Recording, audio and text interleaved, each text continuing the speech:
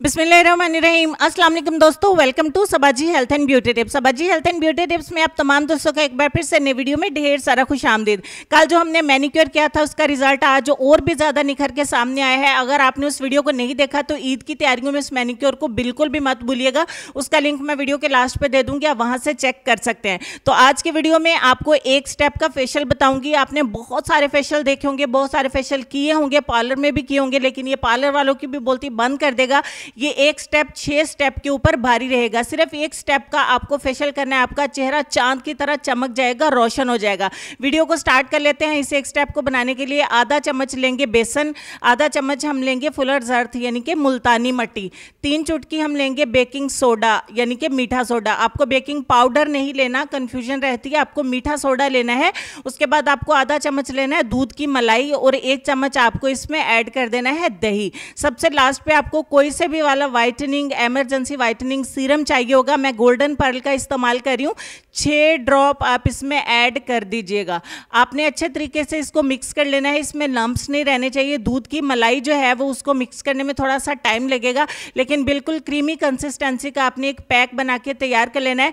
मैं आपको क्लिनजिंग का कहती हूँ ना, लेकिन आज मैं आपको कहती हूँ कि आपको कोई क्लिनजिंग, कोई स्क्रबिंग, कोई भी क्रीम, कोई मसाज, कुछ भी करने की ज़रूरत नहीं है। सिर्फ ये एक पैक हर तरह की स्किन टाइप वालों को सूट करेगा। अगर आपके चेहरे पर दाग दाने भी हैं ना, तब भी आप इसको जरूर ट्राई करें, बहुत अच्छा रिजल्ट मिलता है।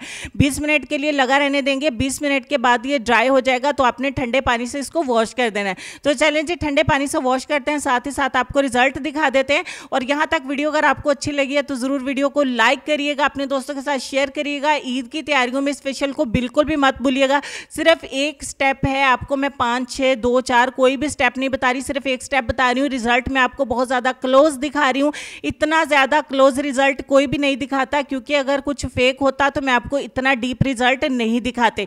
देखिए, मैं आपको बहुत ज़्यादा वाज़ह रिजल्ट दिखा रही हूँ और कुछ भी मैंने ऐड नहीं किया। जो भी रिजल्ट है आपके सामने है, 100% रियल एंड ट्रू रिजल्ट है।